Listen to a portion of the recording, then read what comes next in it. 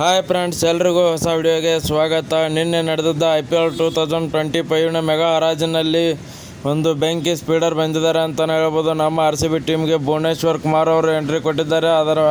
ಅದಾದಮೇಲೆ ಭುವನೇಶ್ವರ್ ಕುಮಾರ್ ಅವರು ಎಂಟ್ರಿ ಕೊಟ್ಟ ಮೇಲೆ ನಮ್ಮ RCB ಬಗ್ಗೆ ಏನು ಹೇಳಿದ್ದಾರೆ ಅದನ್ನೆಲ್ಲ ನೋಡ್ಕೊಂಬರೋಣ. ಅದಕ್ಕಿಂತ ಮುಂಚೆ ನೀವು ನಮ್ಮ ಚಾನಲ್ಗೆ ಹೊಸಬರಾಗಿದ್ದರೆ ಈಗಲೇ ಸಬ್ಸ್ಕ್ರೈಬ್ ಮಾಡ್ಕೊಳ್ಳಿ, ಹಾಗೆ ಪಕ್ಕದಲ್ಲಿರೋ ಬೆಲ್ ಐಕನ್ ಮೇಲೆ ಆಲ್ ಅಂತ ಕ್ಲಿಕ್ ಮಾಡ್ಕೊಳ್ಳಿ. ಬನ್ನಿ ವಿಡಿಯೋ ಶುರು ಮಾಡೋಣ. RCBಗೆ ಬಂದ ನಂತರ ಭುವನೇಶ್ವರ್ ಕುಮಾರ್ ಅವರು, ನಾನು ಅಂದ್ಕೊಂಡಿರಲಿಲ್ಲ ನನ್ನನ್ನು RCB ಪಿಕ್ ಮಾಡುತ್ತೆ ಅಂತ. ಅದು ಇಷ್ಟು ಮೊತ್ತಕ್ಕೆ ನಾನು ಕನಸಲ್ಲೂ ಕೂಡ ಊಹೆ ಮಾಡಿರಲಿಲ್ಲ. ಯಾಕೆಂದರೆ ಎಲ್ಲ ಟೀಮ್ಗಳು ನನ್ನಿಂದ ಸ್ವಲ್ಪ ಪರ್ಫಾರ್ಮೆನ್ಸ್ ಕಡಿಮೆ ಬಂದಿದೆ ಅಂತ ಇದ್ವು. ಈ ಕಾರಣದಿಂದಾಗಿ ನಾನು ಅಷ್ಟೊಂದು ಮೊತ್ತ ಕೊಟ್ಟು ನನ್ನ RCB ಪರ್ಚೇಸ್ ಮಾಡುತ್ತೆ ಅಂತ ಅಂದ್ಕೊಂಡಿರಲಿಲ್ಲ.